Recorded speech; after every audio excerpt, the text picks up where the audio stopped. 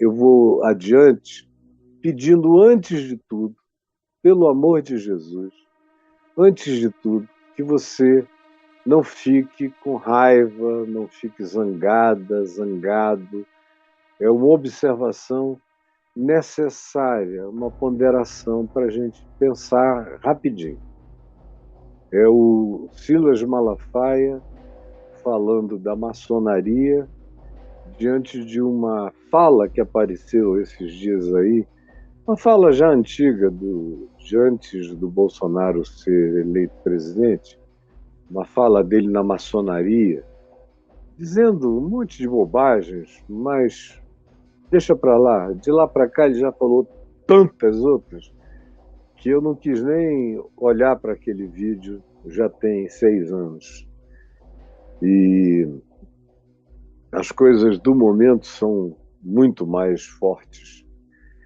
Mas o fato é que ficou aquele burburinho, e como o Silas faz aquela propaganda pentecostal, antimaçônica, embora um monte de gente diga que ele pessoalmente é maçom, e como são maçons, a grande parte dos líderes pentecostais, da Assembleia de Deus e muitos das igrejas históricas são maçons, isso é uma questão deles. Eu jamais seria, mas eu não tenho nenhuma palavra persecutória em relação a quem escolheu ser. Eu tenho pessoas que eu quero bem e que são. Acho uma desnecessidade, especialmente quando se trata de cristãos. Mas a maçonaria oferece para algumas pessoas coisas que a igreja não oferece. A maçonaria se mostra muito mais solidária, fraterna, próxima, protetora do que a maior parte das igrejas, que são fisiológicas, desde que você seja exatamente um soldado uniformizado daquele exército, marchando na mesma toada. Qualquer manifestação da sua individualidade que rompa com o padrão normatizado dos soldadinhos de chumbo da religião pode fazer você ser excluído, ostracizado, abandonado, proibido, qualquer coisa assim. A maçonaria não é desse modo. E admite todas as religiões, porque lá todos deixam as suas religiões fora e entram apenas para aquela adoração do grande arquiteto do universo. E o Silas, no entanto, disse uma coisa completamente incoerente, considerando que a foto que está do lado dele nesse mix que ele fez tem o Bolsonaro bem no meio. E olha só o que ele disse. Veja. A maçonaria não é para nós. Tem coisa que vale para qualquer pessoa. Para o povo de Deus não presta. Para o povo de Deus não serve. Ok? Isso não é para nós. Nós somos da luz. Nós saímos da... A maçonaria não é para nós. Tem coisa que vale para qualquer pessoa. Para o povo de Deus não presta. Para o povo de Deus não serve. Ok? Isso não é para nós. Nós somos da luz. Quando ele diz nós somos da luz, é por causa daquele rito de iniciação da maçonaria. Eu venho das trevas procurando luz. Então, para a maioria dos cristãos, é óbvio, é uma declaração que quem encontrou Jesus, quem encontrou o Evangelho, não usa uma expressão dessa nem de brincadeira ritual, nem para entrar no clube do Bolinha ou da Luluzinha. Eu venho das trevas procurando a luz, que no caso é a maçonaria. Então, é claro que não serve nem isso, nem uma quantidade enorme de outras coisas que são completamente religiosas, litúrgicas. Esse Deus não tem um nome, aceita todos, mas tem ritos, tem compromissos, e tem alguns vínculos e tem alguns pactos e tem, sobretudo, uma quantidade enorme de histórias míticas e fetichistas sobre o poder da maçonaria e a viagem dela. Alguns trazem desde o Egito Antigo, outros a posicionam do rei Salomão para cá, e aí outros colocam mais no tempo dos cruzados uma ênfase nos templários, outros vêm fazendo as suas atualizações, até que tem aqueles que dizem, não, a minha tem apenas 150, 200 anos de existência, é dos Estados Unidos para cá. Mas o fato é que tanto faz. Isso não é um tema para mim. Quando me perguntam, eu dou a minha opinião dizendo o que eu já disse aqui. Agora, o que eu achei engraçado foi o Silas com o Bolsonaro. Nessa foto aí, é o mais alto, quase no meio. É a foto, provavelmente, de algum tempo atrás. Ele está aí. O Braulio podia frisar, ele está bem no meio. Provavelmente seja um frisamento daquela A maçonaria fala de não é para... Pode tirar a voz dele. Ó. Ele está ali no meio. É a figura mais alta, a cabeça mais alta, a segunda. Tem um aqui que é uma pessoa condecorada da maçonaria, grau elevado, são os que estão vestidos com essas faixas, com os hobbies, com as togas, e tem uma figura ali mais alta que é ele naquela outra fotografia. Aí olha só o que o Silas diz. Solta agora, por favor. Braulinho. A maçonaria não é para nós. Tem coisa que vale para qualquer pessoa. Para o povo de Deus não presta. Para o povo de Deus não vale serve. Para qualquer pessoa. Para o povo de Deus nós. Não serve. Nós somos da luz. Não é para nós saímos nós da... A maçonaria não é para nós. Tem coisa que vale para qualquer pessoa. Então, para o povo a de Deus não presta. Braulio, obrigado. A pergunta é a seguinte: se isso pode servir para qualquer pessoa, é porque ele está dizendo que ele não acha que seja ruim para uma pessoa que não seja da igreja dele, ou pentecostal, ou evangélica, ou qualquer coisa assim. Justamente por causa desses aspectos iniciativos, das iniciações. Eu venho das trevas procurando luz, o batismo da maçonaria, essas coisas assim. Porque, no mais, ele é um ser maçônico.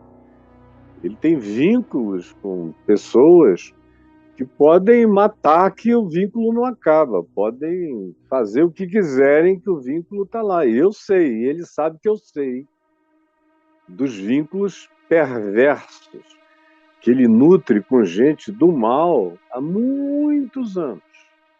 Muitos anos. A mesma pessoa, na maçonaria, ele olha e diz, não, ele está lá na coisa que não serve para nós.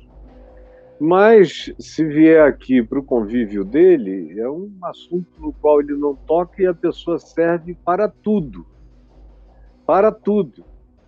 Dentro da própria comunidade, se pedir para ser batizada, será, não tem esse problema.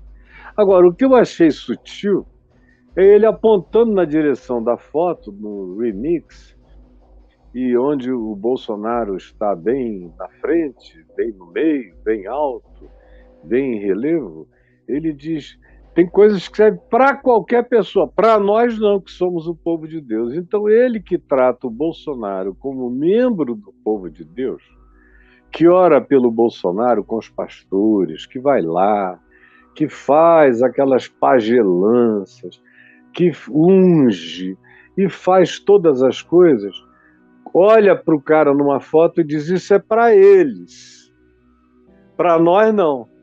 Então, o que ele está dizendo é que o cara que ele diz todo dia para vocês que é nosso, ou seja, que é pelos evangélicos, é um evangélico, é mais evangélico do que católico, tem mais compromisso com pastores, infinitamente mais do que com qualquer padre, com qualquer outra coisa, com qualquer outro vínculo, não é alguém que a gente possa chamar de nós.